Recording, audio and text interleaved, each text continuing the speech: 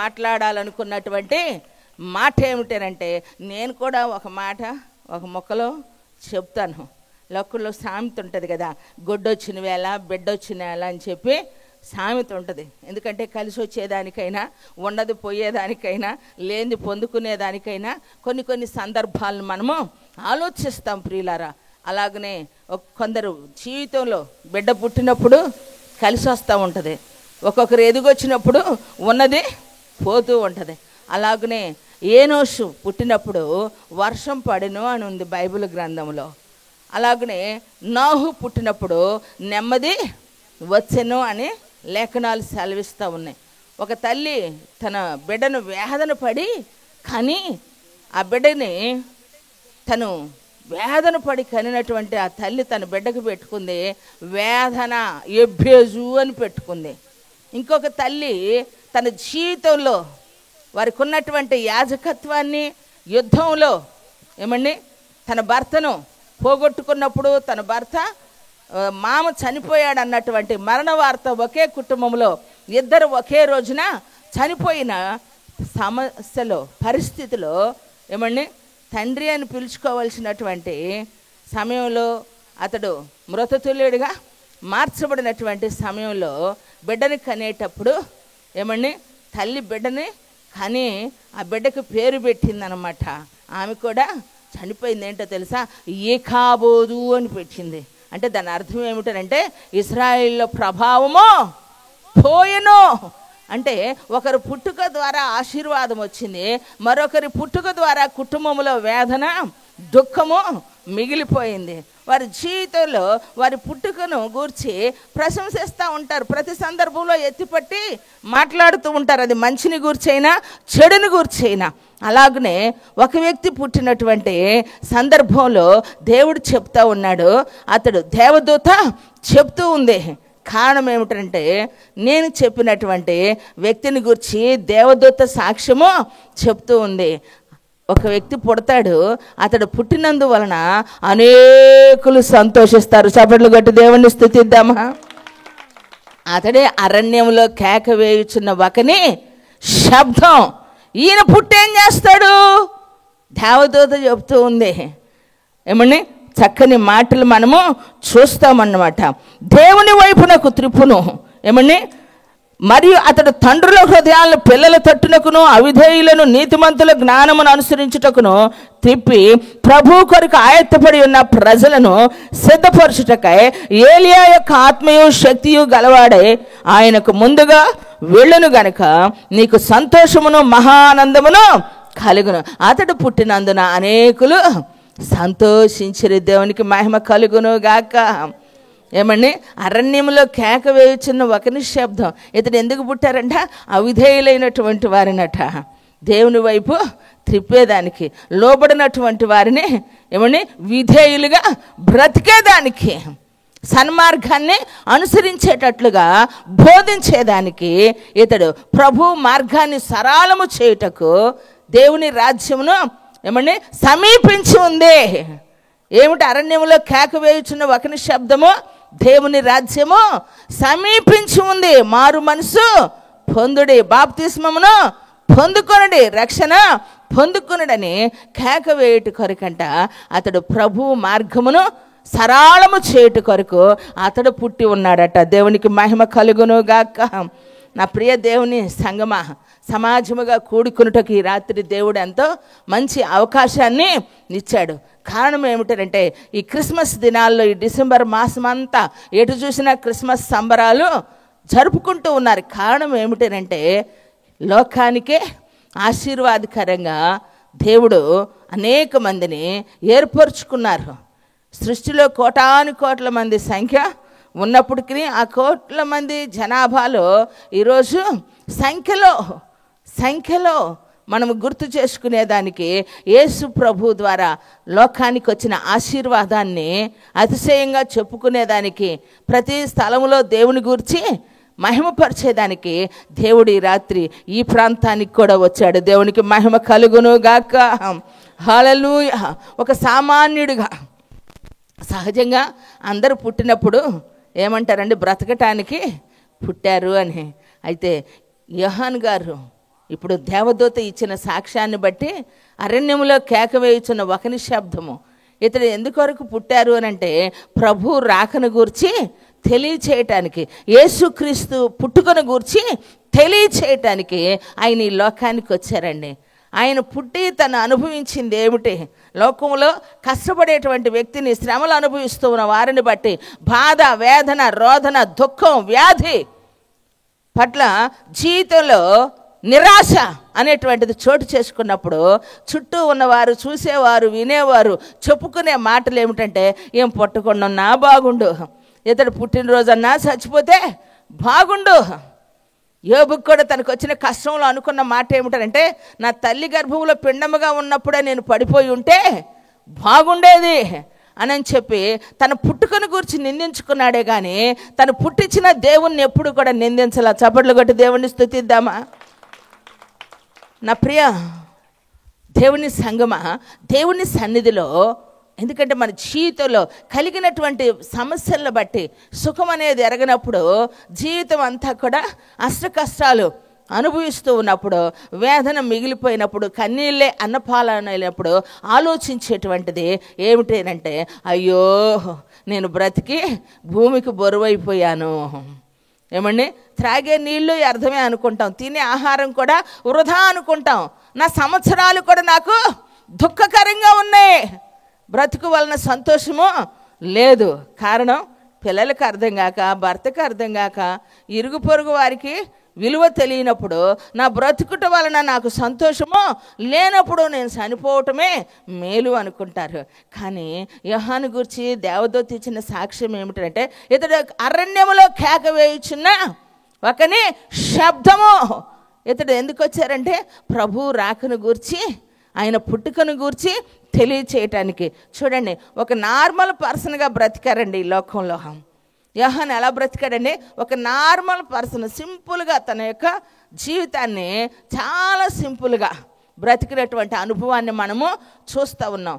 అతను ఒక తోలుదట్టి ధరించుకుని వాడే మిడతలను తింటూ అడవి తేనెను ఏమండి ఆహారముగా భుజించి ప్రభు రాకను గూర్చి ప్రకటించాడు. ఆయన ఎందుకు వచ్చారు? ఏమండి, యేసుక్రీస్తు పుట్టుకను గూర్చి ప్రకటించటానికి వచ్చారు. దేవునికి మహిమ కలుగునుగాక.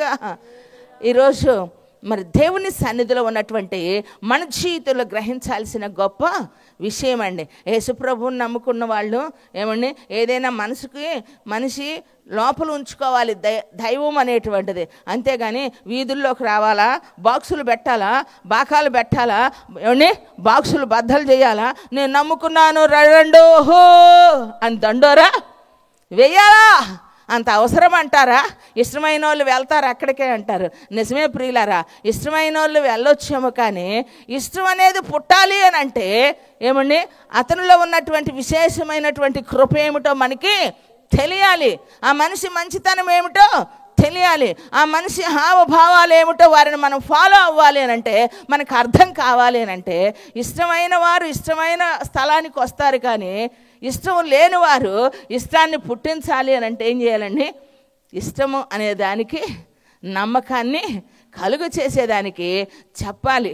ఇప్పుడు నన్ను గూర్చి నేను చెప్పుకుంటే ఎంతవరకు సమంజసమో, కానీ నన్ను గూర్చి నా ప్రక్కవారు చెప్పినప్పుడు, వారి గూర్చి నేను చెప్పినప్పుడు ఎదుటి మనిషిలో ఉన్నటువంటి ఆ మనిషి పట్ల విశ్వాసము పెరిగిపోద్ది. దేవునికి మహిమ కలుగునుగాక.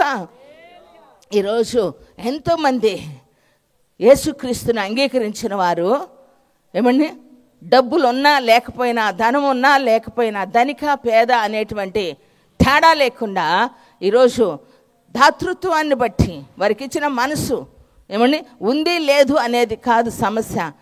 దేవుడు వారి హృదయాల్లో పెట్టిన భారాన్ని బట్టి నా ప్రభువుని ప్రకటించాలి, నా దేవుని కొరకు నేను బ్రతకాలి అని చెప్పి ఒక ఆవిడ ఒక దైవజనుడి దగ్గరికి వచ్చి చెప్తూ ఉందంట, అయ్యా మా ఊరు వస్తారా, మీరు మీటింగ్ పెడతారా అంటే, మీటింగ్ పెట్టాలంటే చాలా డబ్బులు అవుతాయి, మీ ఊరు రావాలంటే ఖర్చు అయ్యిద్ది, మరి ఎలా అంటే అది నేను చూసుకుంటానయ్యా అందంట. మా ఊళ్ళో ఎవరిని పాస్టర్ని రానీరు, ఊరు బయట పాలెంలో పెడతాము, మీరు వచ్చి వాక్యం చెప్పండి అన్నారట. అయితే నీవు మాత్రం చూస్తే ఆకారానికి వికారంగా ఉన్నావు, బట్టలు సరిలేవు, నీకే అంతంత మాత్రంగా కనిపిస్తున్నావు, మరి నువ్వు ఎలా ఇస్తావు అని అంటే, లేదు నువ్వు చేసే పని ఏంటి అంటే, చెప్తానయ్యా, నేను రోజు లేచి 4 ఇళ్లలో పాసి పని చేస్తానయ్యా, పాసి పని చేసుకొని నేను బ్రతుకుతాను. వాళ్ళే నాకు ఎంతో అంతో కూర పెడతారు, సద్దన్నమో సద్ది కూరలో, లేదు ప్రేమ పుట్టిన అమ్మకి కాస్త వేడేడుదో పెడితే నాకు ఖర్చు లేదు అయ్యగారు, నేను ఆ పని చేసుకుంటున్నా, నాకు భుక్తి కూడా అక్కడే జరిగిపోతూ ఉంది. వాళ్ళు ఇచ్చిన జీతం ఉంది. ఈరోజు నా దగ్గర 83,000 రూపాయలు ఉన్నాయి అయ్యగారు, మీరు వచ్చి మీటింగ్ పెట్టండి. 83,000 రూపాయలమ్మా, సరేనాను భోజనాలు పెడదామని ఇల్లు ఆమె తిరిగిందంటండి. పొయ్యి వెలిగించొద్దు, మీరు వచ్చి అక్కడికి రండి అని. మొత్తానికి చాలామంది వచ్చారంటండి.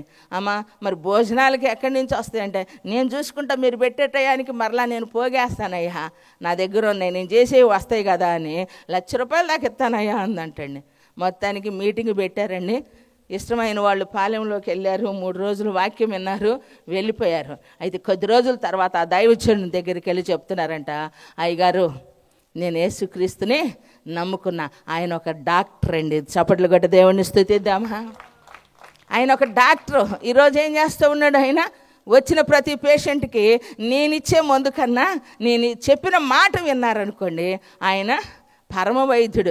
వ్యాధికి నేను మందిస్తాను, రోగికి స్వస్థత కలుగు చేసేది మనం ఆరాధిస్తూ ఉన్న సజీవుడైన దేవుడు. కొట్టు చప్పట్లు గట్టి కొట్టు, చేతులు పైకెత్తి కొట్టండి, కొంచెం రిలాక్స్ అవుతారు. ప్రైజ్ ది లార్డ్, హల్లెలూయా. ఎందుకంటే ఈరోజు తినే ఆహారమైనా, వేసుకునే మందులైనా, ఒంటికి పట్టాలన్నా, మనసుకి ఏమండి స్వస్థత కావాలి అనన్నా ఈరోజు ఔషధం అవసరం అండి. శరీరానికి మనసుకు కావలసినటువంటి మందు. ఎందుకంటే పరమ వైద్యుడైన ఏమండి రోగికి స్వస్థత, పాపికి రక్షణ కలుగు చేసేటువంటి వ్యక్తి. ఆమె అంటూ ఉందంట, అయ్యా ఎప్పుడుదో నాకు 23 సెంట్లు ఉందయ్యా మా ఊర్లో, కాబట్టి ఆ స్థలం కూడా ఇస్తానయ్యా, నువ్వు వెళ్ళి మందిరం కట్టండి. ఒక ఆయన వస్తానన్నాడు అంటున్నావు కదా, అయితే మా ఊర్లో మందిరం కట్టండి అని చెప్పి ఆమె చేసిన ఆ పుణ్యమైన కార్యం ద్వారా సువార్త ప్రకటించబడింది. దేవునికి మహిమ కలుగును గాక. కారణం ఏంటంటే ప్రియులారా, నమ్మనప్పుడు ఇది మనకు వ్యర్థం అనిపించిద్ది, సమయం వృధా అనిపించిద్ది, ఇందులో ఏముంది అనిపించిద్ది. కానీ అందులోకి వచ్చి చూసినప్పుడు ఆయనలో ఉన్నటువంటి సర్వశక్తిని మనం అనుభవిస్తూ ఉన్నప్పుడు, సార్వభౌమాధికారము కలిగినటువంటి సర్వసృష్టికర్త అయినటువంటి దేవుడు సకలాశీర్వాదములకు కారణ భూతుడని చెప్పి మనం తెలుసుకున్నప్పుడు, మనకు కావలసిన సమస్తము ఆయన యొద్ద మనకు ఉందన్నప్పుడు నిజంగా ప్రతి పరిస్థితిలో ఆయన యొద్దకు మనం వెళ్ళగలుగుతాము. హల్లెలూయా. అందుకేనండి ఇంటిలో ఉంటే మన వరకే ఇది, వీధిలోనికి వస్తే ఈరోజు ఎంతోమంది వినగలుగుతారు. వినుట వలన విశ్వాసము కలుగును. అది క్రీస్తు మాట వలన కలిగినటువంటి విశ్వాసము. అందుకే ఒక వ్యక్తి గుడ్డివాడైనటువంటి బర్తిలోమై యేసుప్రభువారు దారిని వెళుతూ ఉన్నప్పుడంట, యేసుప్రభా యేసుప్రభా యేసు నన్ను కరుణించన్నారంట. ఏయ్ ఆపురా బాబు, మొత్తం ఏసుపేలో లాగుండవు, ఎనికెడత పోయే వాళ్ళని ఆయన పట్టించుకోకపోతుంటే నిన్నెవడరా పట్టించుకునేది? టైం వేస్ట్, నీకు ఎనర్జీ వేస్ట్, ఆపు. అంత అవసరమా నీకు? ఏం చేయాలని రన్ను అంతలో చెట్టు కేకేసేది? ఏం చూడాలని? వీడొక గుడ్డోడు, వీడికి ఏడ నడిచేది తెలియదు, ఆడబడేది తెలియదు, మేమే కింద మీద పడి అల్లాడిపోతూ ఉంటే. అంటే ఫాలోయింగ్ అనేది ఉన్నప్పుడు అలా ఉంటుంది. ఈరోజు సెల్లులు చూసి ఉంటారు కదా, టీవీల్లో వార్తలు, ఏమండి ఏం బాబు ఏం సినిమా అది చెప్పరు, చెబితే పట్టుబడిపోతారు. సినిమా పుష్ప 2. ఏమండి పుష్ప 2 కంట ఏమి వెళ్ళాలని ఆశపడిందంట. వెళ్ళేది ఏమి వెళ్ళక ఏమండి ఎంతటి ఇబ్బందికరంగా వెళ్ళేది ఏమి వెళ్ళి పసిపిల్లోని తీసుకొని వెళ్ళిందంట. ఆ జనం తొక్కిసలాటకి ఏమైపోయింది? తల్లి చచ్చిపోయింది, బిడ్డేమో ఐసీలోకి వెళ్ళిపోయాడు. 72 గంటలు ఏమండి 3 రోజులు టైము పెట్టారు. చూడండి, కారణం ఏంటంటే వెళ్ళిందేమో అభిమానం కొద్ది, వెళ్ళిపోయిన తర్వాత చచ్చిపోయాక బతుకున్న వాళ్ళు చెబుతున్నారు పలానా ఆయన ద్వారానే చచ్చిపోయారు, అందువల్లే చచ్చిపోయారు. ఏమండి, ఎంత ఇచ్చినా ఎంతమంది వచ్చినా పోగొట్టుకున్న భార్య వచ్చిద్దా అండి? వచ్చిద్దా? ఏదో ఒకటి చెప్పొచ్చుగా, అన్నీ నేనే చెప్పాలా? రాదమ్మా అనండి మీ బంగారు నోళ్ళతో. అంటే ఎందుకమ్మా చూసేది అంటానని నేను, మీ ఇచ్చిన మాట కోసం మేము ఎక్కడ మానుకోవాలన్నట్టు. వచ్చిద్దా? పోగొట్టుకున్న మనిషి ఐసీలో ఉన్నోడు ఏమవ్వాలా? కలకాలం సంతోషంగా కలిసి బ్రతకాల్సిన వాళ్ళు సినిమా మనిషిని ఏం చేసిందండి? వాళ్ళకి సినిమా చూపించింది. ఏమండి, జీవితంలో చుక్కలు కనపడేటట్టు అయ్యింది. కానీ ఈ గుడ్డివాడిని అంటా ఉన్నారు, ఏం చూడాలనిరా పరిగెత్తుతున్నావు, ఎందుకురా మయ్యా నీకు ఉండ చోట ఉండానుండు, అనవసరంగా తొక్కిసలాట్లో సస్తా ఉన్నారు. ఈ నోట ఆ నోట ఈ గదిమే సంగతి, భర్తలోమయ్య సంగతి యేసు ప్రభు వారు గమనించి అంటా ఉన్నారు. వెను తిరిగి దగ్గరకు వచ్చి అంటున్నాడు, బాబు నువ్వు ఏం కావాలని అనుకుంటున్నావు, నేనేం చేయగలనని నువ్వు అనుకుంటున్నావు, నా గురించి నీకేం అర్థమయ్యింది, నేనేం చేయాలని నువ్వు ఆలోచిస్తున్నావంటే, నాకు ఆశ అంటూ ఏం లేదు కానీ బొత్తిగా నాయనా బ్రతికేదో నేనేదో చేయాలన్నది ఆలోచన ఏం లేదు, కానీ నిన్ను చూడాలన్న కోరిక నాకు కలిగింది. కొట్టు, గట్టి కొట్టు.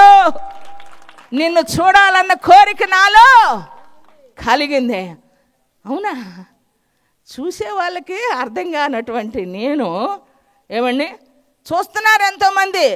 ఆయన వద్దకు వచ్చిన ప్రతి రోగి బాగుపడుతున్నాడు.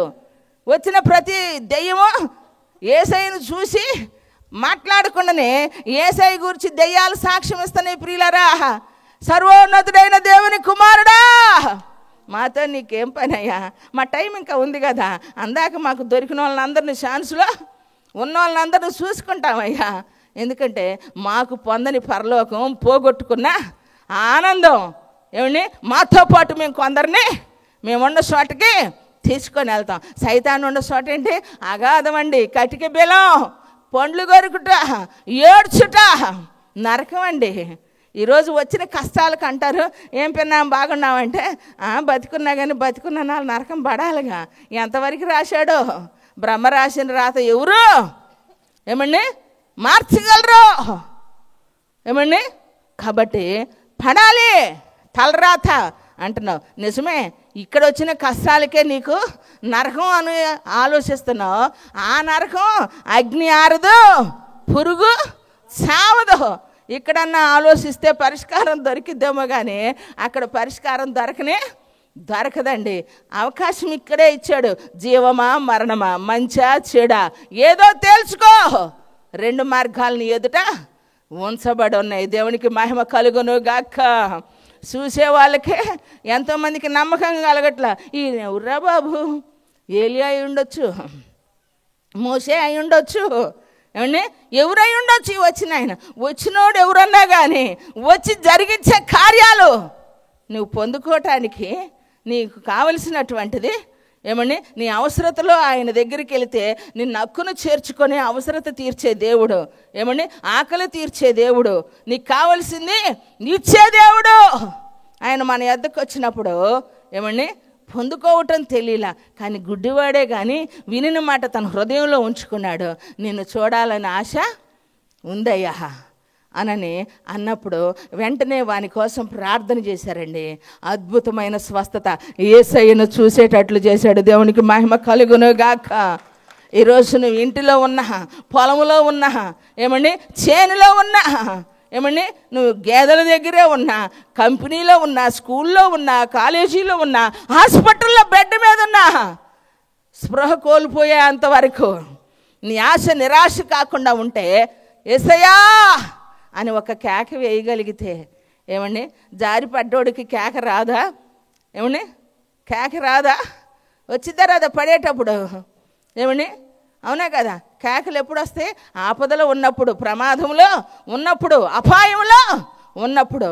మరి ఊరికి కూర్చొని, ఏమండి, మాటలు ఎందుకురా అనంటే ఎందుకు కేకలేస్తారంటే పెయిన్ ఎక్కువయ్యే కొద్దీ, ఏమండి, పెయిన్ ఎక్కువయ్యే కొద్దీ, నొప్పి పెరిగే కొద్దీ కేకలు వస్తాయి. ఈరోజు నీకున్న శ్రమ, నీకున్న కష్టం, నీకున్నటువంటి బాధ ఎంతో నువ్వు భరించలేనిది. అయితే ఒక్కసారి ఆయన గురించి నువ్వు వినటువంటి సమయంలో యేసయ్యను గురించి వినటం వలన విశ్వాసము కలుగును. కాబట్టి యేసు ప్రభు నువ్వు కేక వేయగలిగితే గుడ్డివాడైనటువంటి పుట్టుకతో ఉన్న అంధుడికి యేసయ్యను చూసేటువంటి నేత్రాలు ఇచ్చాడు. ప్రియులారా, ఈరోజు ఈ విధంగా ప్రయాసపడి సువార్త ప్రకటించేటువంటి దానిలో అన్ని విధాల సంపాదించుకోగలిగినటువంటి బలమున్నా, తెలివితేటలున్నా, అన్ని విధాలైనటువంటి వయసు ఉన్నా, ఎందుకు ప్రభు పని కొరకు జీవితాలను హెచ్చించి ప్రతి పైసా దేవుని కోసం ఖర్చు అవ్వాలి, మన బలం మన ధనం అని చెప్పి ఎంతోమంది ప్రయాస ఈరోజు ఎన్నో ప్రాంతాల్లో సువార్త ప్రకటించడానికి కారణం ఏంటంటే నీకున్న వ్యాధి, పాపం, బాధ, వేదన తొలగిపోవాలని నమ్మితే స్తోత్రం చెప్పు. హల్లెలూయా, హల్లెలూయా. ఎందుకంటే దేవుని సన్నిధి అరణ్యంలో కేక వేయుచున్న ఒకని శబ్దం. ఆయన ఏమని కేకేశాడండి? ఈరోజు ఇళ్లల్లో కేకలమ్మ, బీపీలు పెరిగిపోయినాయి. మాట్లాడితే బిళ్ళ వేసుకున్నావా, మాత్ర వేసుకున్నావా? ఎందుకు? పిల్లోడికి బీపీయే, అందరు షార్ట్ టెంపరే. ఏమ్మా అన్న వాడితో తంటే, ఏందమ్మా అన్న తంటే. ఏంది చిన్నగా మాట్లాడరాదు, చిన్నగా మాట్లాడరాదు అనొచ్చుగా. చిన్నగా అన్న మాట పెద్దగా అంటావు నువ్వు, అనే మాట నీకు తెలీదు ఏమండి. కానీ చిన్నగా మాట్లాడరాదు అనే పదాన్ని వాడుతూ ఉంటా ఉన్నారు. కారణం ఏంటంటే ప్రతి మనిషికి అరికాలు మొదలుకొని నడినెత్తి వరకంట వ్యాధి చేత మొత్తబడిన పరిస్థితులు ప్రియులారా. కానీ ఆ సంగతి ఎవరికి కూడా అర్థం కావటం లేదు. ఈయన కేక వేస్తూ ఉన్నాడు, అరణ్యంలో కేక వేయుచున్న ఒకనే శబ్దం. ఈరోజు అనవసరంగా ఇళ్లల్లో కేకలండి. ఎప్పుడు ఉదయాన్నే లెగిస్తే మనం ప్రశాంతంగా, ఒకప్పుడు ఊళ్ళో బాకాల మీద వచ్చేది ఏమంటే వాయిస్ మంచిగా, ఇళ్లల్లో టేబుల్ రికార్డులు పెట్టుకునే వాళ్ళు ఒకప్పుడు. ఇప్పుడు ఏం పెట్టుకుంటున్నాం ఏమండి? కేకలు, అరుపులు. ఉదయం లేదు, మధ్యాహ్నం లేదు, అర్ధరాత్రి లేదు, కేకలు. గొడవ లేకుండా ఈరోజు మా కుటుంబంలో ముగిసింది అన్నోళ్ళు చేతులేస్తాను అరుచుకోకుండా. ఏమంటావు చెప్పు? ఏం చెప్పలేము, ఎక్కడో చాట వస్తుంది. ఇంట్లో నలుగురుంటే భర్తో భార్యో ఏమండి, చిన్నోడో పెద్దోడో ఏమండి, ఎవరో ఒకళ్ళు, అమ్మాయో కోళ్ళో ఎవరో ఒకరు ఈపి విమానం మోతమోగుతూనే ఉంటుంది. పిల్లలు పాపం ఎగ్జామ్ రాసం చదువుకుంటా ఏమండి హోంవర్క్ చేసుకుంటూ ఉంటారు. రే పనికి మాలినాదవా తిడతారు. ఎవరిని తిడతారు? వాడేం చేశాడండి? వాడేం చేశాడు? బొడ్డోడు వాడు చదువుకుంటుంటే ముక్కు పచ్చలారినోడు. బాగా చెప్పావు. మొత్తానికి నువ్వు ఆన్లైన్లో ఉన్నావా? దేవునికి మహిమ కలుగును గాక. నాకు అలా అక్కడక్కడ ఉంటానే ఉంటారు నా ఫాలోయింగ్. హల్లెలూయా. ఏమండి ఉట్టిదే ఎవరి మీద పెట్టి ఎవరిని తిడుతున్నారు? ఇంటి మీద కోపం, అత్త మీద కోపం, దొత్త మీద. వీడు పనికి మాలినోడు అంటే ఎవరు పనికి మాలినోడు? ఆడు కాదు, అక్కడ ఒకళ్ళు ఉండారు. ఒకళ్ళ మీద పెట్టి ఒకళ్ళు, మా అన్నయ్య చెబుతాడు ఎక్కువ, మా పక్కనే ఉందన్నమాట. ఈ గేదె జావా, గేదె చస్తే ఏమొచ్చింది? పాడి లేకుండా పోతుంది. గేదెను జావమని కాదు, గేదె మీద పెట్టి, కుక్క మీద పెట్టి, పిల్లి మీద పెట్టి, పిల్లల మీద పెట్టి తిడతా ఉంటారు. ఏమండి పోట్లాట లేకుండా ముగియటంలా కాపరాలండి. ఈ కేకల వల్ల బీపీలు ఏమండి షుగర్లు పెరిగిపోవటమే. షార్ట్ టెంపరు, ప్రతిదానికి చివుక్కుమంటే ఊరికినే కోపం. ఈ కేకల వల్ల ప్రయోజనం ఏమీ లేదు. కానీ మనం వేసే కేక ఏమండి అరణ్యంలో కేక వేయుచున్న ఒకని శబ్దము. ఆయన్ని గూర్చి ఎవరు? అరణ్యంలో కేక వేయుచున్న ఒకని శబ్దము. ఆయన ఎవరంటే, ఇదిగో లోక పాపములు మోసుకొని పోవచ్చున్నా దేవుని గొర్రె పిల్ల. చేతులు పైకెత్తి కొట్టు, ఇప్పుడు గట్టి కొట్టు. ఎవరి గురించి చెప్పటానికి వచ్చారంటండి? కేక వేయుచున్న ఒకని శబ్దం.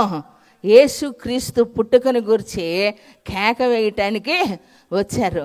అనేక మంది అవిధేయులైనటువంటి వారి హృదయాలనట్ట ఏమండి అవిధేయులను నీతిమంతుల జ్ఞానమును అనుసరించుటకు త్రిప్పటానికి ఏమండి పిల్లల్ని తండ్రుల వైపు త్రిప్పటానికి దేవుని సన్నిధిలో అతడు పుట్టారండి.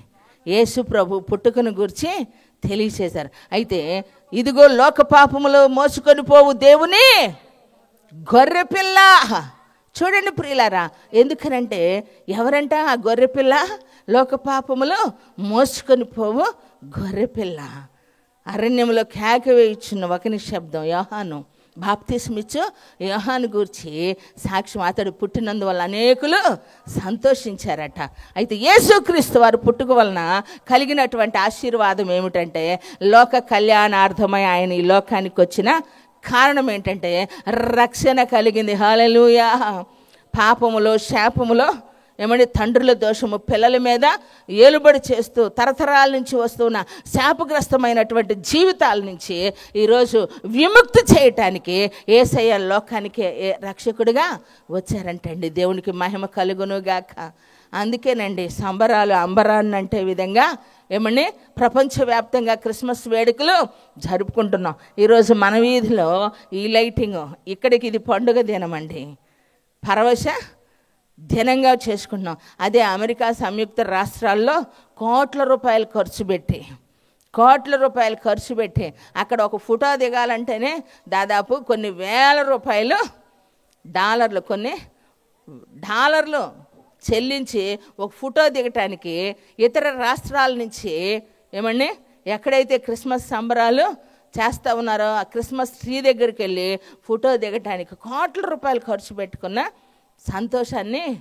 ఎందుకంటే జీవితంలో డబ్బు వలన, మనకు సంపాదన వలన, మన ఉద్యోగం వలన, మన పిల్లల వలన, మన జీవితం వల్ల లేని సంతోషం లోకరక్షకుడైన యేసు ప్రభువుని నమ్ముకున్నందువల్ల కలుగుతుంది. చప్పట్లు కొట్టి దేవుని స్తుతిద్దామా? Praise the Lord. హల్లెలూయా. కాబట్టి ఆయన ద్వారా లోకానికి రక్షణ. ఈ లోకంలో మనకు కావలసిన రక్షణ మనం పిల్లల కంటే మనం పెద్ద అయినప్పుడు వాళ్ళని మనల్ని సంరక్షిస్తారు. పిల్లలప్పుడు వారిని మనం చూస్తాం, పెద్ద అయినాక వాళ్ళు మనల్ని చూస్తారని చెప్పి. అయితే ఉద్యోగం వలన మనం జీవితంలో కాయలో పడ్డ స్థిరమైన ఆస్తి వలన మన కష్టకాలంలో అవి మనకి ఉపయోగపడతాయని, పొలము నగ నట్ర ఎంతో కొంత మనం సేవ్ చేసుకుంటాం మన కష్టార్జితంలో, కష్టకాలంలో ఉపయోగపడతాయని. అయితే ఈ లోకంలో రక్షణ మనం కలుగు చేసుకోగలుగుతున్నాం. అనుకోకుండా భూకంపం వస్తే జీవితాంతం ఆశపడి ఒక ఇల్లు కట్టుకుంటున్నాం. భూకంపం వస్తే ఏమైపోతుంది నాన్న? గోళ్ళ నెర్లిచ్చిపోతూ ఉన్నాయి, భూమి కదిలిపోతూ ఉంది. అనుకోకుండా వరదలు వస్తే ఏమైపోతూ ఉన్నాయి? కొట్టుకొని పోతూ ఉన్నాయి. ఎందుకంటే లోకంలో మనకంటూ ఒక రక్షణని మనము ఏర్పరచుకుంటున్నాము. అయితే ఆత్మకు రక్షణ లేదు. నశించిపోతూ ఉన్న మనల్ని వెతికి రక్షించడానికి యేసు ప్రభువారు ఈ లోకానికి వచ్చారు. ఏ విధంగా మనం నశించిపోతున్నాం? ఈరోజు టెక్నాలజీ పెరిగిపోయింది, డెవలప్మెంట్ సూపర్గా ఉంది, ఎన్నో రకాలైనటువంటి ప్రాజెక్టులు సంపాదించుకున్నారు. ఏ రాష్ట్రానికి ఆ రాష్ట్రము ఒక శ్రేయస్కరమైనటువంటి విధానంలో ఒక మంచి పొజిషన్లోకి వెళ్ళటానికి ఆలోచనలు చేస్తూ ఉన్నారు. అయితే భక్తి కూడా పెరిగిపోయింది ప్రియులారా. ఒకప్పుడు ఇంత భక్తి చేశామా అండి?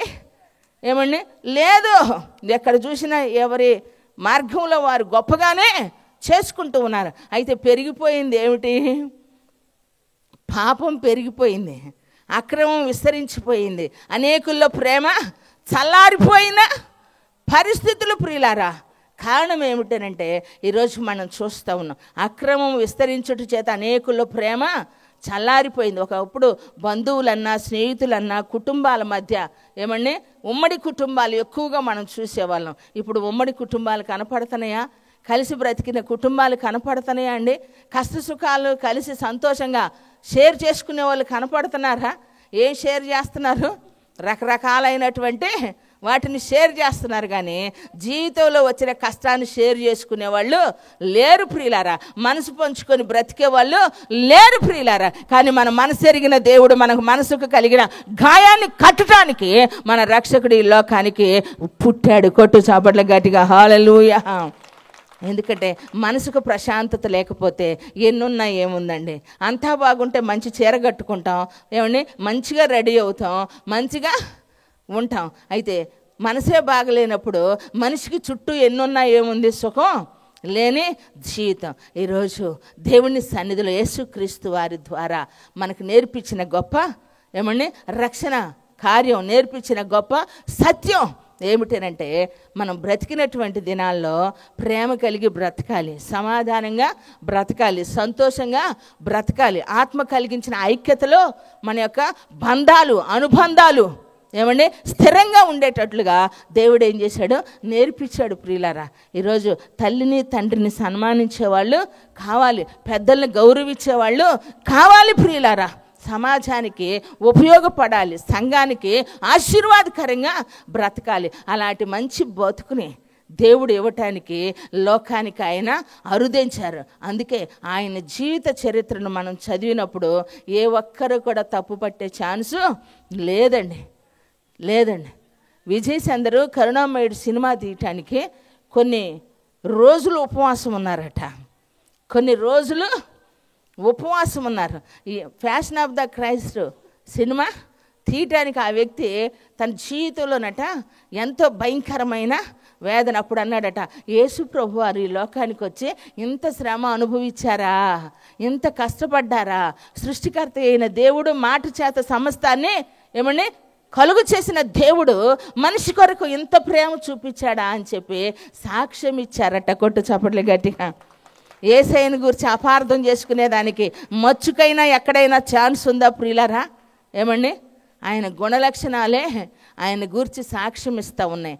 ప్రేమించే మనసు, క్షమించే మనసు, సహించే మనసు, తగ్గించుకునే మనసు, సిలువ మరణము పొందినంతగా విధేయత చూపిన వాడే మన జీవితాలకు ఒక మాదిరినిచ్చాడు, ఒక మార్గదర్శిగా నిలబడ్డాడు. ప్రియులారా, కాబట్టి ఈరోజు నీకున్న బాధలో, నీకున్న కష్టంలో, నీకున్న వేదనలో నువ్వు కేక వేయగలిగితే, కేకంటే పెద్దగా అరవమని కాదు, యేసయ్యా నా జీవితాన్ని, నా కుటుంబాన్ని, నా పరిస్థితుల్ని, నా దశ దిశ మార్చగలిగినటువంటి సత్తా ఉన్న సర్వశక్తి కలిగిన దేవుడవయ్యా, నా పరిస్థితి మార్చు అని చెప్పి నువ్వు అడగగలిగితే ఏమని అద్భుతమైన దేవుని యొక్క రక్షణను నీవు చూస్తావు. ఈ కొద్ది మాటలు వినువారి వినికిడిలో ఆశీర్వదించబడును గాక.